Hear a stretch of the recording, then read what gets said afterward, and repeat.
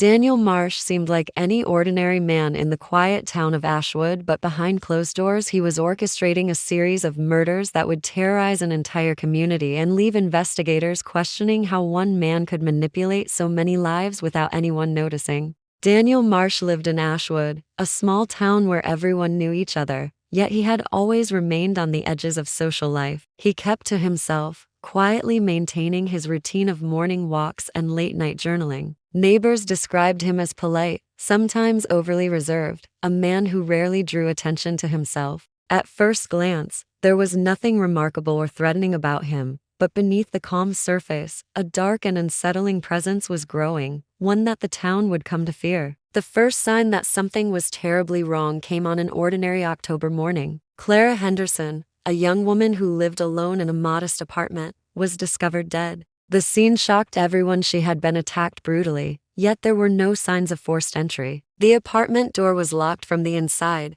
and nothing seemed stolen. The brutality of the crime sent waves of fear throughout Ashwood, a town that had never experienced violence of this magnitude. Police immediately launched an investigation, questioning neighbors and searching for any clue that might explain the senseless act. Just when the town was beginning to process the horror, a second murder occurred. This time, it was a man found lifeless on a path near the outskirts of town. Though there were no apparent connections between the victims, a chilling similarity tied the two crimes together. A single red rose was left at each scene. Panic spread quickly, rumors circulating that a serial killer had emerged, someone who targeted unsuspecting members of the community with calculated precision. Residents locked their doors and became hyper-aware of the people around them, fearing that anyone could be the next victim. Investigators were baffled. The killings seemed random yet purposeful, and the subtle symbolism of the roses suggested a mind at work, someone methodical and deliberate. The town's sense of security vanished almost overnight, replaced by suspicion and paranoia.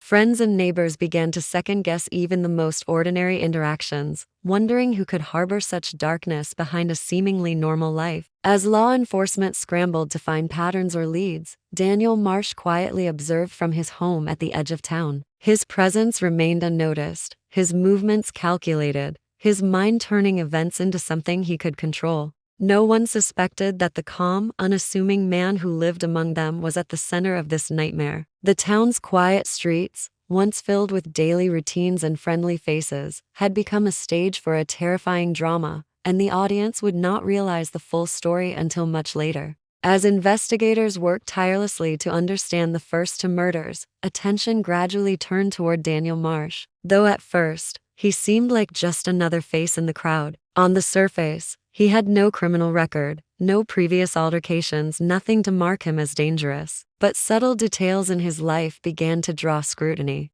Neighbors recalled small oddities: a man who walked late at night even in freezing weather, who often lingered near places he had no apparent reason to be, and who sometimes carried notebooks and pens, writing furiously before disappearing inside his house. There was an intensity in his gaze that unsettled those who noticed it, a quiet focus that made some uncomfortable, though few could explain why. When police gained access to his home, they discovered a secret that stunned them. Behind a hidden door in the basement was a meticulously arranged room that seemed almost like a control center. Photographs of townspeople were pinned to a corkboard, lines connecting certain faces in ways that suggested patterns only he could understand. Maps marked neighborhoods, routines, and possible escape routes. Notes detailed the behavior and movements of residents, observations that spanned months, possibly years. It became clear that these murders were not spontaneous acts of rage, but carefully planned events executed with cold precision. Further investigation revealed that the red roses left at each crime scene were not merely symbolic, they were intentional signatures, a twisted calling card of the killer.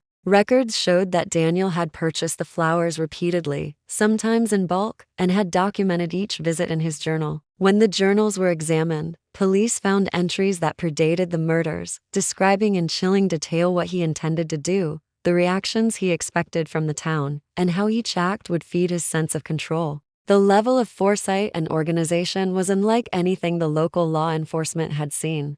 As the case unfolded, a disturbing pattern emerged. The victims had seemingly unrelated lives, yet Daniel had observed them closely, selecting targets based on subtle traits or behaviors that went unnoticed by others. Each choice seemed deliberate, calculated to provoke fear while leaving minimal evidence. The realization that someone in their midst had been watching, waiting, and manipulating events shook Ashwood to its core. The town, which had once felt safe and familiar, now seemed like a landscape of hidden dangers, each shadow potentially hiding the man who had turned their world upside down. As the investigation progressed, law enforcement brought in psychologists to study Daniel Marsh, hoping to understand the mind behind the murders. What they uncovered was deeply unsettling. Daniel's behavior was not driven by anger, revenge, or financial gain. He seemed motivated by a compulsion to control, to manipulate the town itself, turning fear into an art form. Each murder was carefully planned, every movement calculated, and every signature left at the scene served a purpose beyond recognition. Unlike impulsive killers, Daniel exhibited patience and precision, traits that made him exceptionally dangerous. Experts noted that he operated with a level of detachment rare in serial criminals. The victims were not people he knew personally, nor did he appear to harbor grudges. Instead, they were selected because of small, often unnoticed behaviors and expression of insecurity, a routine he considered weak, a social habit that could be exploited. Each murder was a test of his own cunning, a way to assert dominance over a town that would never suspect him. His journal revealed plans for months in advance, detailing each act with meticulous instructions for timing, placement, and psychological impact. The writing reflected a mind obsessed with precision, one that valued control over chaos. The investigators soon realized that Daniel had been influencing events in the town far longer than anyone had suspected. Subtle manipulations in daily life, misleading comments to neighbors, orchestrating situations that isolated victims, even tampering with communications had made him almost invisible. He operated behind a carefully constructed mask of normalcy, a man who could walk down the street unnoticed while shaping events around him. The town had become his laboratory, and every person a variable in his experiment. This revelation added a new layer of fear. It was not just the murders themselves that terrorized Ashwood. It was the idea that their lives, their routines, and even their relationships had been subtly controlled without their knowledge. The thought that Daniel could watch, wait, and strike at will left residents anxious and suspicious. The quiet streets, once familiar, now felt unpredictable, as if the calm itself was part of his strategy. As the pieces fell into place, investigators began to grasp the extent of his manipulation. He had not just killed, he had orchestrated a psychological web, leaving a trail of unease that would linger long after his capture. Each detail of his life, each movement and observation, was a glimpse into a mind that saw the town as nothing more than a chessboard and every resident as a pawn. The hunt for Daniel Marsh became a tense game of cat and mouse, testing the patience and skill of law enforcement. Despite overwhelming evidence linking him to the murders, he remained elusive, always one step ahead. Surveillance teams followed leads, monitored his known routes, and attempted to anticipate his next move. But Daniel's meticulous planning made him nearly invisible.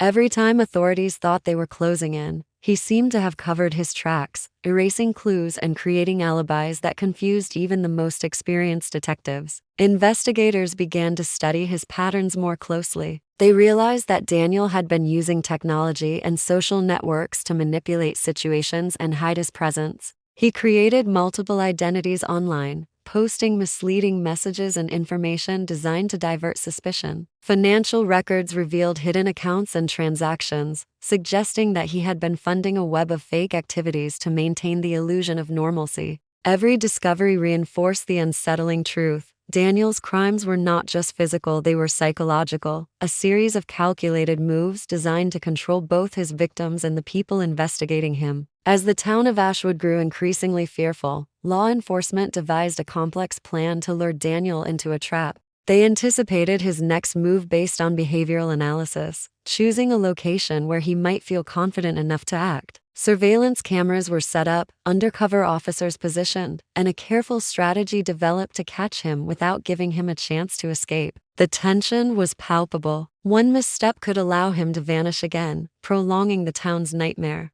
The breakthrough came unexpectedly. A potential victim noticed a suspicious figure nearby and left a critical trace, an overlooked detail that linked directly to Daniel. Using this clue, police were finally able to identify his exact location. They moved in quickly, surrounding his home with precision and caution. Inside, they found evidence that confirmed every suspicion, including detailed plans for future actions. Daniel remained calm throughout the operation, almost as if he had anticipated being caught all along, observing the authorities as though they were part of his experiment. His capture brought a mix of relief and disbelief to Ashwood. While residents could finally feel a measure of safety, the intricate web of manipulation Daniel had created left lasting unease. The town had been living under the influence of a calculated predator who had not only committed murders, but had orchestrated fear on a massive scale, leaving a scar that would linger long after his arrest. Daniel Marsh's arrest marked the end of a terrifying chapter for Ashwood,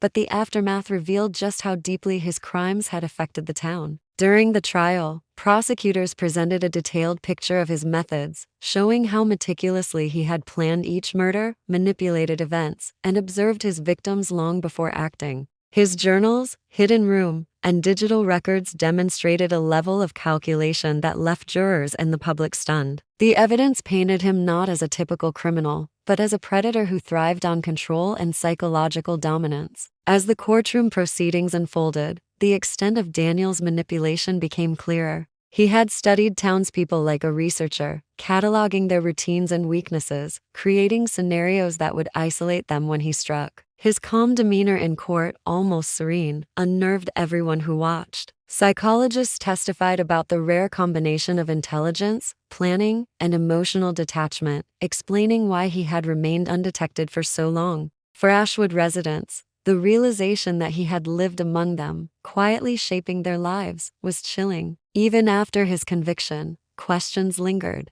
Authorities discovered hints that Daniel's influence reached beyond the immediate victims. Financial records, anonymous communications, and subtle manipulations suggested he may have impacted more people than anyone could confirm. Some of his plans for future acts had never come to fruition, yet the knowledge that he had considered them left a permanent shadow over the town. Families, friends, and co-workers began to reassess memories and interactions, wondering if small incidents had been orchestrated as part of his strategy. The town began the slow process of healing, but scars remained. Residents who had once walked freely now locked doors and stayed alert, cautious of the possibility that danger could be hidden behind familiar faces. Ashwood's sense of security was forever altered, a reminder of how an unseen predator could exploit the ordinary rhythms of daily life. Local media covered the trial extensively, cementing Daniel Marsh's name in public consciousness and leaving a legacy of fear intertwined with fascination. Even in prison, Daniel's calm and methodical nature continued to draw attention.